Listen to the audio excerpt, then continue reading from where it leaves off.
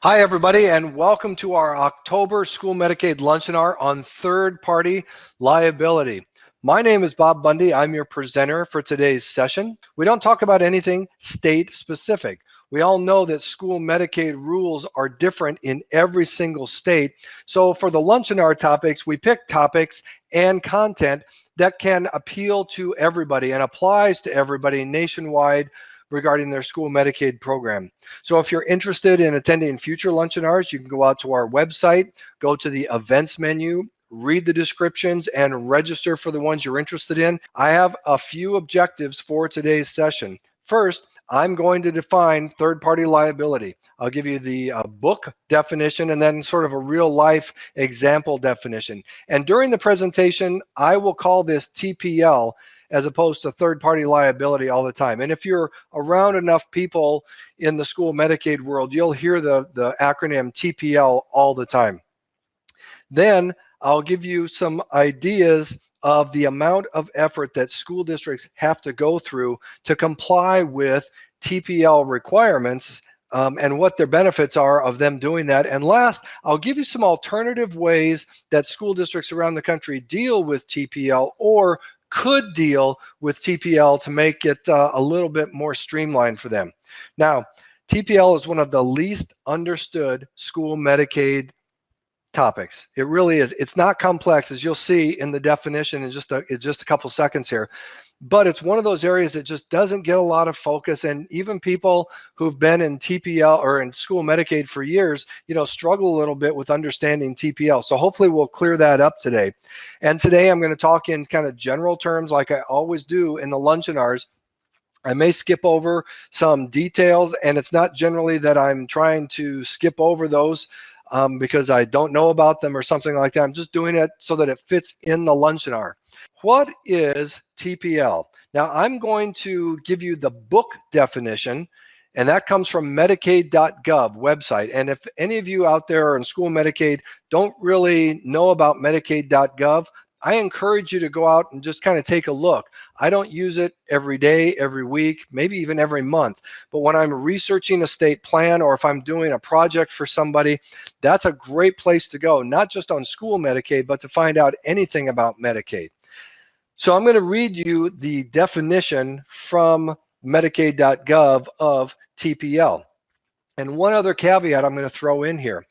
TPL stands for third parties, and there are lots of different kinds of third parties. To make things a little bit easier, when I think of stuff like this, especially when I'm reading definitions like this, I tend to kind of break it down. And so for me, I tend to think of insurance companies.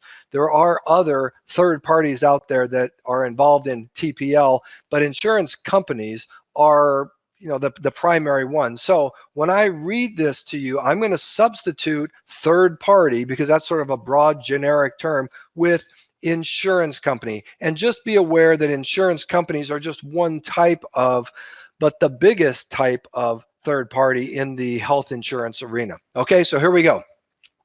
Third party liability.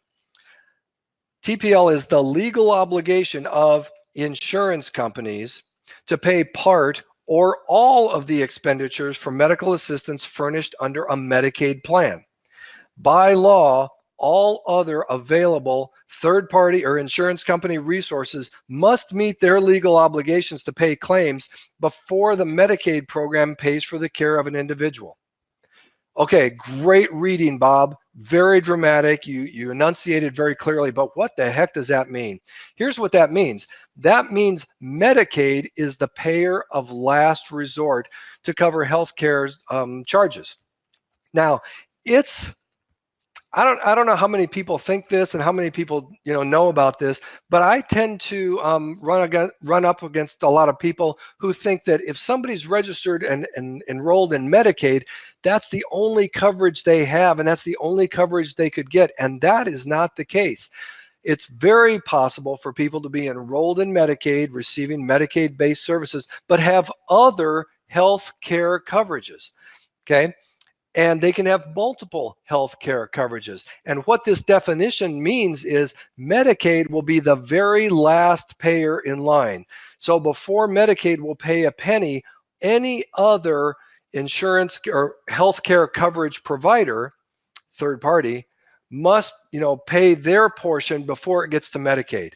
So let me give you an example of third party liability and how this all works, okay? And so we've got a family, and the family goes into the Medicaid office to register for Medicaid. Now, it could be the whole family registering, or it could be the parents maybe registering just their kids or something like that. But remember, Medicaid is a means tested program. And that means that if you go in to register for Medicaid, you are not guaranteed to be enrolled. They're going to ask a whole series of questions to determine if you qualify. And they'll ask, what your jobs are and what your salary is. Do you have other income? Do you have spousal support payments that you have to either make or receive? Those sort of things. And one of the questions they ask is, what other health coverage do you have, or do you have any? Okay. And just because you have other health coverage doesn't mean that you won't qualify for Medicaid, because as I just said, you might, but the Medicaid agency wants to know about it. Now, after they go through all their checklists and they do all their rules and everything, the family can qualify for Medicaid coverage. But the Medicaid agency is going to keep on file the information about the other insurance that the family mentioned in the interview, or whatever you want to call it. Okay, so now we have a family, they're registered for Medicaid. Everybody's got their own card and their ID number and all that kind of stuff. And the Medicaid agency knows that this family has other coverage out there. So we have one of the kids, Bart, who is a student, and he's receiving special education services. And on his IEP, he has some related medical services, physical therapy, speech, nursing, some things like that. So Bart receives physical therapy services multiple times a week. And multiple times a week, the provider documents the services somehow on paper or electronically. Those get turned into claims. Those get sent to the state Medicaid agency. Medicaid agency looks at it like they do every claim, and they say, is this a valid provider? Yes. Is this a valid service? Yes. Is this a valid patient or student in our case? And they say, yes, he has a Medicaid ID and he is eligible. Okay. Do they have other health insurance? Yes, he does. With this claim from the school district, or to the Medicaid agency, you're just a provider. With this claim from the provider, is there proof that the other insurance coverage took care of its obligations? No. No, we don't have that kind of proof. Oh, well, since Medicaid is the payer of last resort, the school district, needs to check with that other coverage first. So we're going to deny this claim. And that is how it works. Okay, so you're a school district, you're going to submit all these services as claims. Some of those are going to come back denied, and the denial code will be that there is a third party obligation someplace out there. All right, that's sort of their book or the book definition, and sort of a real life example. And there are a couple of other terms that you need to be aware of in TPL. First one is called cost avoidance. Basically, your state Medicaid agency, no matter where you're listening from today, your state Medicaid agency has an obligation to avoid costs wherever possible. And that means if they know that there is other coverage out there for a particular individual, they have the obligation to deny that claim if there's no proof that that other coverage met its obligation. So they're avoiding cost, because again, these are tax dollars and we're trying to save as many tax dollars as possible, right? Second term, so that's cost avoidance. Cost avoidance is an obligation for every state Medicaid agency. Pay and chase is also an obligation of every state Medicaid agency. Think back to our example about Bart. If that family had no other coverage, if Medicaid was the only coverage they had, then of course that claim would not be denied for TPL. The Medicaid agency would pay the school district. But let's say that the family, when they registered, did not have any other coverage. Okay, and 3 months later, one of the parents got a job and they got some coverage through their work, and that their work and their coverage was not enough to kick them out of Medicaid. They're still enrolled in Medicaid, but they've got this other coverage and they just haven't told the Medicaid agency about it yet. So Bart receives the service, the school district is reimbursed by Medicaid, and then the Medicaid agency finds out that the parents have other coverage. The pay and chase is that Medicaid, your state Medicaid agency has the obligation to identify that, oh, Bart was covered potentially by something else that maybe should have paid, but we paid it. So we, state Medicaid agency, are going to contact that insurance company and see if that was something they should have paid. Because if it is, they owe us the money that we paid to the school district. Okay, so those are a couple of other terms you'll hear in the TPL world. All right, now I'm going to talk a little bit about the effort that's required to handle these claims. So you're a school district, you submit, 1,000 services for claims. Maybe that's, a week's worth or a month's worth or whatever it is, depending on how large of a school district you are. And 100 of those come back as denied. And the denial code talks about third-party liability or third-party obligation. So what does that mean? That means that the Medicaid agency knows that there is a potential for other coverage for those 100 services. And remember, that could be one student with 100 different services, right? Or it could be 100 different students with one service, or more than likely it's someplace in between, right? But the Medicaid agency knows those 100 claims have a potential to be paid by some other group. Whether that's an insurance company or some other third party. So they're going to deny it. Now, this is where things get really tricky and really time consuming for school districts. So you've got these 100 claims. What are you going to do with them? Okay. First, let me talk real quickly about insurance companies, just making a mention here. This is something I think everybody who's been in school Medicaid for some period of time knows about, but it's a good thing to remember. And that is the overwhelming majority of insurance companies will refuse to cover school-based services. Why? Well, the reason is because school districts are obligated legally to provide these medical services free, right? We did a thing on parental consent, a Lunchinar on parental consent last month, and that's one of the aspects of parental consent. You have to tell the parents that we school district are going to provide these services for free, whether you can pay for it or not, whether you give us authorization to participate in school Medicaid or not, whether you have insurance or not, we have the obligation to provide this for free. So if the school district has to provide these medical services for free, the vast majority of insurance companies will say, well, we're not going to cover that. School districts have to provide it. Why would we cover that in our policies? Okay. Now, I've worked with lots of state Medicaid agencies, and I have worked with lots of different insurance companies, and I have never seen one that will pay for school-based services.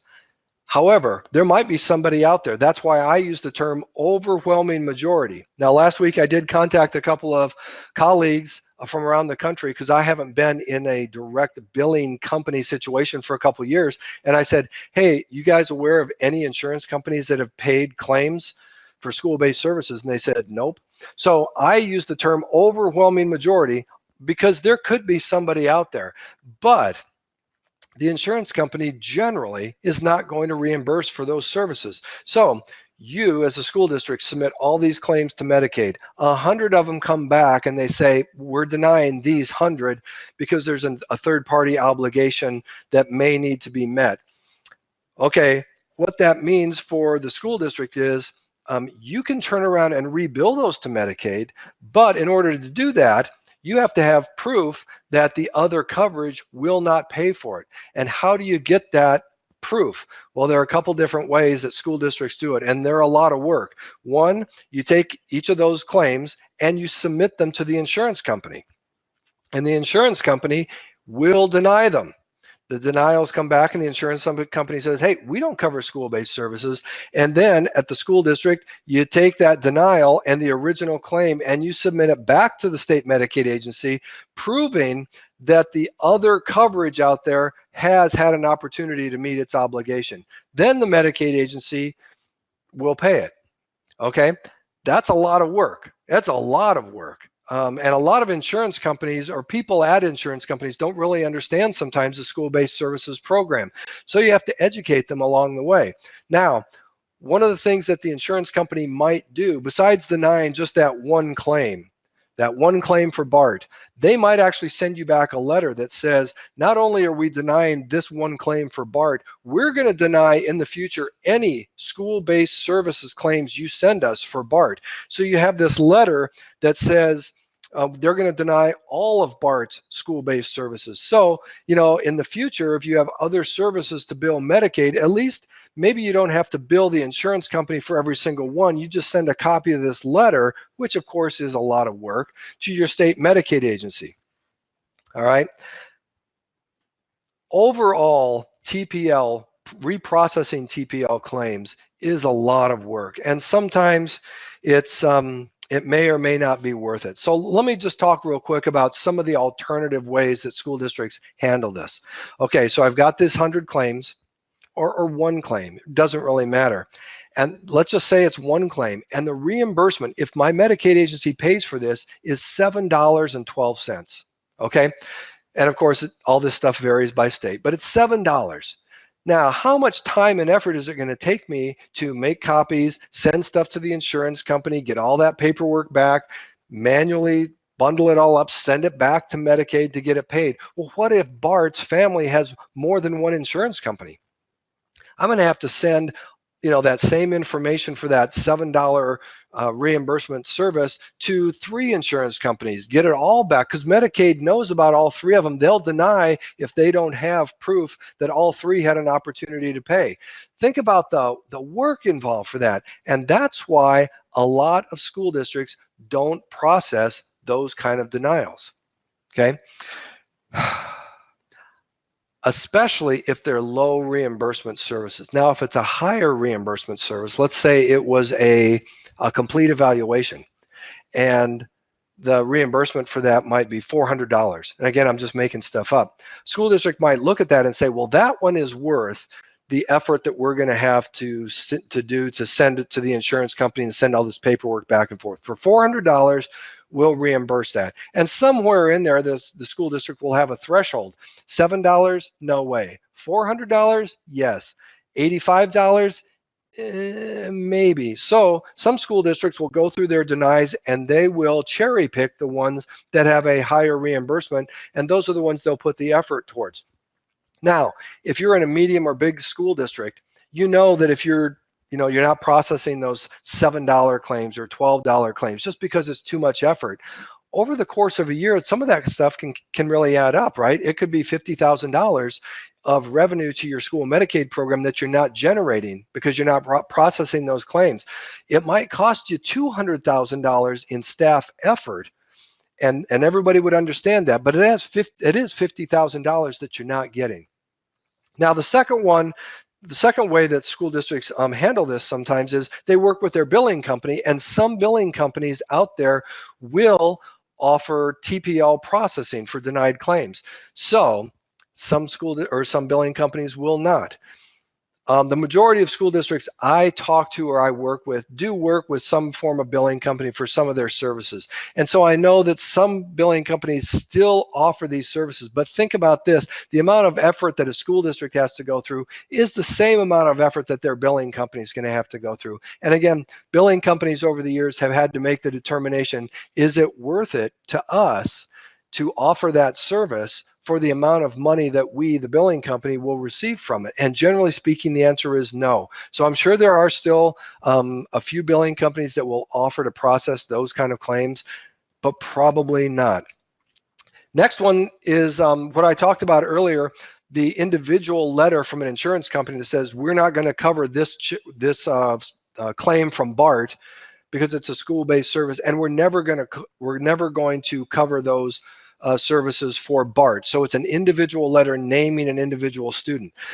A better alternative is if you can get a letter from the insurance company, and not just one, but multiple insurance companies, that's a blanket letter that says, not only are we not going to cover BART's charges, we're not going to cover BART's charges in the future, we're not going to cover any school-based services for any of your students. Now, we all know that in any state, there could be hundreds of insurance companies that are providing coverage to people in that state. But it's not unusual for states to have a certain number of big providers that cover a ton of people.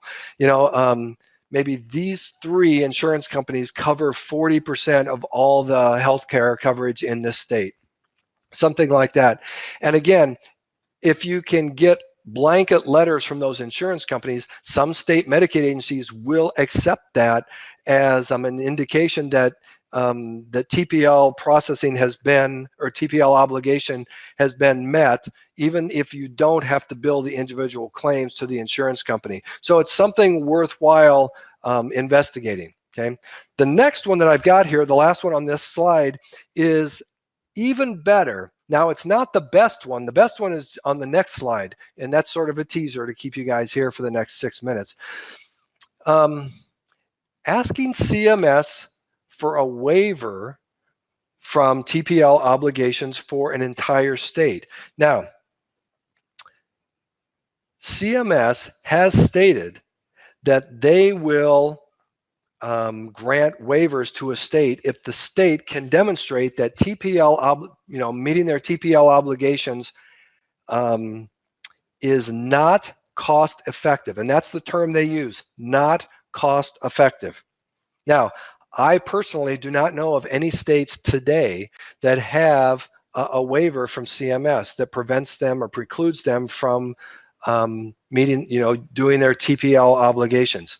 So, asking the CMS for a state waiver would be a great step, because here's the deal: no insurance company is going to cover these charges, which means that we're going to have to send paperwork. If we have to meet all these TPL rules, we're going to be sending all this paperwork to insurance companies, basically hoping that they pay, but they never will. So we're going through all this paperwork and all this administration and all this work for nothing. We're never going to save a penny of taxpayer dollars.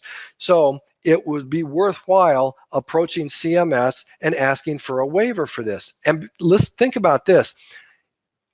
School-based services are much different than hospitals and doctors' clinics and all that kind of stuff. Insurance companies refuse to pay for school-based services because schools have to provide them for free. But that's not the case with all the other kind of services out there, hospitals and doctors and nursing homes and all that. So CMS, or not CMS, your state Medicaid agency may not really, they might be really interested in applying for a waiver, but they may not even know about it. So it's really a good idea for you and some of your friends, and by some of your friends, I mean getting some together with some of the other organizations like the Superintendents Association or the School Business Officials Association, ASBO, and coming together as a team, putting together a discussion and a plan, and then approaching your state Medicaid agency and say, here's the deal. Here's what's going on. Will you apply to CMS for a waiver from TPL for us? And what would that do? If you didn't have that, if you didn't have those TPL obligations, then every time you submit a service to your state Medicaid agency that normally they would deny for TPL, they won't deny it. And all that revenue would be there, and you wouldn't have to go through all that work. So here's the last, and in my opinion, the best option, and that would be not to require every one of the states to go get a waiver. It would be if CMS itself would change its policy. And CMS has a track record of changing their policy from a couple years ago when they changed their policy on free care. So we know that they can change their policy. Again, it's just a question of whether they even know this is an issue. Now, next week in Baltimore is the NAME conference. That is the National School Medicaid Association and their annual conference. It's being held in Baltimore because that's where CMS is located. And Monday morning, CMS is giving a presentation. It's a roundtable presentation where they have 5 or 6 people on the stage and they all present different things for a couple of hours. When they did this a few years ago, they opened up the microphones to questions from the audience at the end. And if they do that again Monday, this would be a great topic to hit them with. And the reason I'm going to point this out to you guys is I will not be able to attend at NAME, or else I'd be one of the first people at the microphone talking to them about this. And so I throw this out. If they don't open the microphone, it might be a good idea if somebody would grab one of those speakers from CMS and maybe present this to them. Basically, here's the argument. TPL processing, TPL obligations are required for school districts. But no insurance company will reimburse for school-based services because school districts are required to provide those services for free. So when we do all this TPL stuff, sending claims to the insurance company and back and forth and all that kind of stuff, we're trying to save taxpayer dollars by getting the insurance companies to pay, but no insurance company will ever pay. So we're just going through the motions. We're just causing a lot of work for ourselves that is not cost effective. And again, that is their term, not cost effective. So CMS, you say that you'll grant a waiver to individual states if they can prove that TPL is not cost effective, but it's not cost effective anywhere in the country. So one, can you change your guidance? Could you investigate this and see if there's something we could do? Or two, could you just grant a blanket waiver to all 50 states? Actually 49 states, because Wyoming does not have a school Medicaid program. That would be a great discussion to have with CMS next week. So if any of you are planning to attend the NAME conference, that would be something that I throw out to you as beneficial to the entire school Medicaid world. So for today, I defined TPL, gave you the book definition, I gave you some examples, talked about the effort, talked about some of the alternative ways that school districts can and do approach TPL processing requirements today. So here's my contact information again. If anybody wants to give me a call or send me an email, hopefully we'll see you on a future Lunchinar in the upcoming months.